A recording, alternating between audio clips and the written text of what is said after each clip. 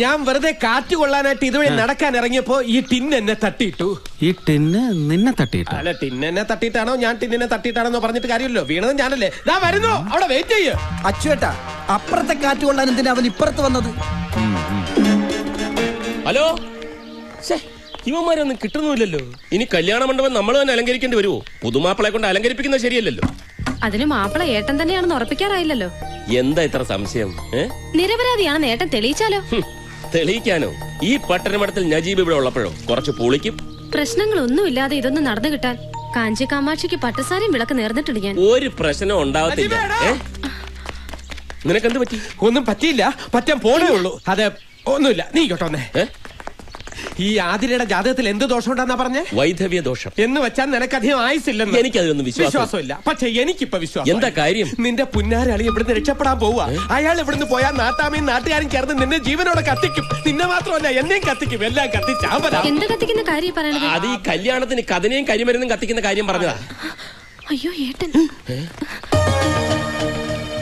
സത്യം പറയണം, ആ പെണ്ണിനെ കൊണ്ട് അന്ന് അങ്ങനെ പറയിച്ചത് നീയല്ലേ? ഞാനല്ല. പിന്നെന്തിനാ എന്റെ നീക്കങ്ങൾ അറിയാൻ നീ അവനെ ചാരനായിട്ട് അയച്ചത്? ഞാൻ പൂ പറിക്കാനായിട്ട്. അത് നേരത്തെ കാറ്റ് വെള്ളം വന്നു പറഞ്ഞു, ഇപ്പൊ പൂ പറിക്കാൻ വന്നു പറഞ്ഞു. കാറ്റുള്ളാന്ന് വിചാരിച്ചു. ദേ, നീ എന്ത് കള്ളക്കളി കളിച്ചാലും ആ പെണ്ണിന്റെ കഴുത്തിൽ താലി കെട്ടിച്ച് എന്നെ തോപ്പിക്കാമെന്ന് വിചാരിക്കണം. ഒരു പെണ്ണിന്റെ കഴുത്തിൽ താലി കെട്ടുന്നത് തോൽവിയല്ല, ജയമാണ്. അതെ, ഒരു ഉത്തരവാദിത്വം ഇല്ലാതെ കറങ്ങി നടന്ന് ഇവൻ ആതിരെ കെട്ടി. അത് ഇവന്റെ ജയമല്ലേ? ഇവൻ ജയിച്ചതല്ല, എന്റെ പെങ്ങൾ എന്നെ തോപ്പിച്ചതാ. ആ പെണ്ണെന്തെങ്കിലും വിളിച്ചു പറഞ്ഞെന്ന് പറഞ്ഞ് എന്റെ മേക്കെട്ട് കയറാൻ വരുന്നതിന്? ബുദ്ധിപരമായിട്ട് ഞാൻ ഇടപെട്ടില്ലായിരുന്നു, ഒറ്റ ഒരുത്തൻ ഇവിടുന്ന് ജീവനോട് പോത്തില്ലായിരുന്നു. അതെ, ചുളുവിനൊരു കാശുകാരി പെണ്ണിനെ സ്വന്തമാക്കാനുള്ള ചാൻസ് വീണ് കിട്ടിയില്ലേ? ഞാനായിരുന്നെങ്കിൽ അന്തസ്സായിട്ട് താലിയും കെട്ടിയിട്ട് ഒരു മുതലാർക്കം കൗണ്ടറായിട്ട് ഇവിടെ കഴിഞ്ഞേനെ. അങ്ങനെ ഒരു ആകാശക്കോട്ട ആരും പണിയണ്ട. വേണ്ട, കോട്ട അച്ചുവട്ടം പണിഞ്ഞോ? പണിയല്ല, ചിലരൊക്കെ പണിതത് പൊളിക്കാനാ പോകുന്നത്. പൊളിക്കടാ, സത്യം തെളിയിക്ക്. തെളിയിക്കും. ഒന്നും വേണ്ടാന്ന് വെച്ച് പോകാൻ ഒരുങ്ങിയതാ ഞാൻ. ഇനി ഇതിന്റെ സത്യം തെളിയിച്ചിട്ടേ ഞാൻ പോകൂ.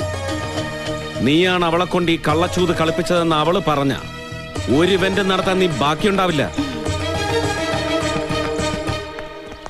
നീ ഉണ്ടാവില്ല. നേരെ ബംഗ്ലാവിലേക്കാ പോയത്.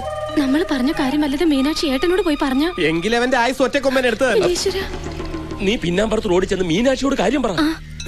നീ എവിടെ പോന്നു? ഞാൻ കൂടെ പോയി പറഞ്ഞു. ഇവിടെ വല്ലടാ. മീനാക്ഷി എവിടെ? മടിയിലിരിക്കണം. ആരുടെയും മടിയിലല്ല, മാടി എന്ന് പറഞ്ഞ മട്ട് പവിട്ടറസ്. നീ വാ. അച്ചുവേട്ടൻ പോയിക്കോ, എനിക്ക് മാടി കയറിയ തല ചുറ്റും. എന്നെ കൊണ്ട് അഴിപ്പിക്കാൻ വേണ്ടി കറുപ്പ് ജല ഉടുത്തോണ്ട് വന്നേക്കാണല്ലേ കള്ളി.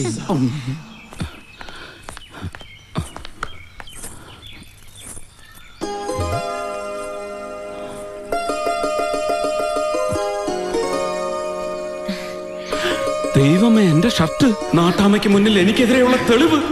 എടി, അപ്പൊ എന്റെ ഷർട്ട് അടിച്ചു മാറ്റിയത് നീയാണല്ലേ? എന്തിനാടി ഇത് മോഷ്ടിച്ചത്? എനിക്കിഷ്ടമുണ്ടായിട്ട്.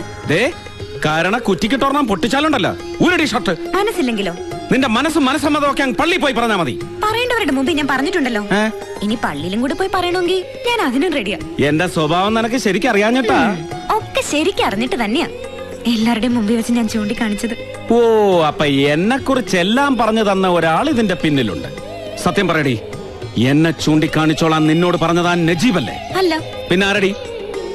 സത്യം പറയടി, ആരാ നിന്നെ കൊണ്ട് ഇതൊക്കെ ചെയ്യിച്ചത്? സാക്ഷാൽ കാഞ്ചി കാമാക്ഷി. കാഞ്ചി? എടി, അവിടെ നിൽക്കാൻ.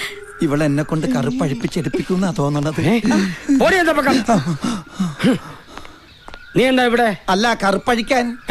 കറുപ്പഴിക്കാനോ? അല്ല, അച്ചുവേട്ടൻ മീനാക്ഷി മടിയില്, അല്ല മാടിയില്. മാടിയില്? അയ്യോ,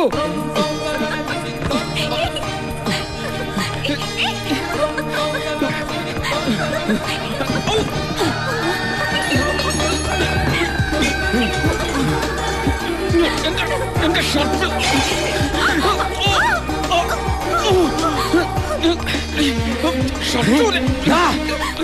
അയോഗ്യ പയലേ നീ! അല്ല, ഞാൻ ഈ ഷർട്ട് അഴിക്കാനായിട്ട്. അപ്പൊ ഷർട്ടും പാന്റും അഴിക്കാനുള്ള പുറപ്പാടായിരുന്നല്ലേ? ഞാൻ അതല്ല ഉദ്ദേശിച്ചത്. ഉദ്ദേശമൊക്കെ എനിക്ക് മനസ്സിലായി. എനിക്കൊന്നും അറിയില്ല എന്ന് പറഞ്ഞ് കൈയൊഴിയാൻ നോക്കിയിട്ട് ഇപ്പൊ പട്ടാ പകല് പുറത്തൊരുത്തനെ കാവല് നിർത്തിയിട്ട് ഇവിടെ വന്ന് എന്ത് തോന്നിയാസം കാണിക്കാവുന്നു? എന്റെ പുലികളിയാടാ നീ തൊലിച്ചത്. നീ ഇവിടെ ഉണ്ടായിരുന്നിട്ടാണ് ഇതൊക്കെ? എന്താ ഉണ്ടായത്? താലികെട്ട് കഴിയുന്നതിന് മുമ്പ് വയറ്റിലുണ്ടായതിന്റെ വളകാപ്പ് ചടങ്ങ് നടത്തേണ്ടി വരുമെന്നാ തോന്നുന്നത്. എന്റെ ഏകാംബര ഞാൻ വന്നില്ലായിരുന്നെങ്കിൽ ഇവരിപ്പോ ദിഗംബരനായ. അതെ, നിങ്ങൾ ഉദ്ദേശിക്കുന്നത് പോലെ ഇവിടെ ഒന്നും സംഭവിച്ചിട്ടില്ല. പിന്നെ നീ എന്താടാ കട്ടിൽ കിടന്ന് നൂലുണ്ടാക്കി കളർ മുക്കായിരുന്നു? ഞാൻ അറിയാതെ അവള് മോഷ്ടിച്ചോണ്ട് വന്ന ഷർട്ട് ഞാൻ തിരിച്ചു വാങ്ങുന്നതിനിടയിൽ കാല് തട്ടി കട്ടിൽ വീണു, അത്രേ ഉള്ളൂ. എല്ലാവരുടെയും മുന്നിൽ വെച്ച് അവൾ എഴുന്നള്ളിച്ചത് കെട്ടിച്ചമച്ചുണ്ടാക്കിയ കള്ളക്കഥയായിരുന്നു, അല്ലാതെ ഞങ്ങൾ തമ്മിൽ യാതൊരു ബന്ധവുമില്ല. എന്റെ ഷർട്ട് അത് നീ പുഴുകി തന്നോടി.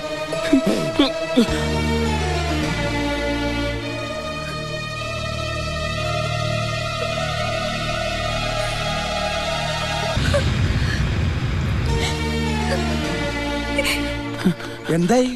എന്താവാൻ? എടാ, ഈ മീനാക്ഷി ഉണ്ടല്ലോ, അവള് നമ്മൾ വിചാരിച്ച എനമയല്ല. അത് അച്ചുവേട്ടന്റെ വരവ് കണ്ടപ്പോഴേ എനിക്ക് മനസ്സിലായി. കവളത്തൊരു പൊട്ട്.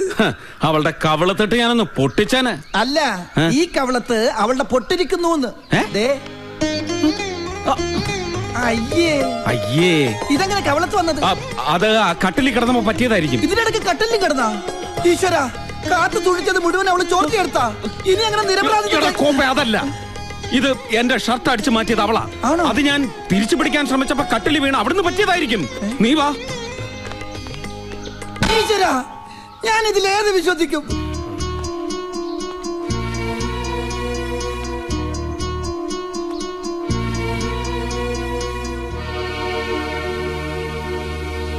അയാളുമായിട്ട് രഹസ്യബന്ധം ഉണ്ടായിരുന്നു എന്ന് നാട്ടുകാർ മുഴുവൻ അറിഞ്ഞു കഴിഞ്ഞതാ. ഇനി അത് കള്ളമാണെന്ന് പറഞ്ഞാൽ ആരെങ്കിലും വിശ്വസിക്കുമോ? ഈ ആയുസ്സിൽ മീനാക്ഷിയുടെ കഴുത്തിൽ താലി കെട്ടാൻ ആരെങ്കിലും വരുമോ? നമ്മുടെ ശരവണം പോലും സമ്മതിക്കുമെന്ന് തോന്നുന്നില്ല. ലാളിച്ച് വളർത്തിയതിന് ശിക്ഷ അവള് തന്നത്. ഇനി എന്തിനാണ് അലങ്കാരങ്ങളും ഒരുക്കങ്ങളും ഒക്കെ?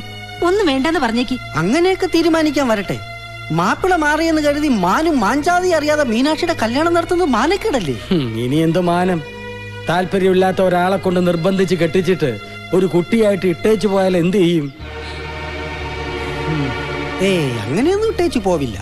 ശുണ്ടിക്കാരനാണെങ്കിലും വലിയ തറവാട്ടുകാരനാ, വലിയ പ്രമാണി. ഞാൻ ഇവിടെ പോയപ്പോ കണ്ടതല്ലേ.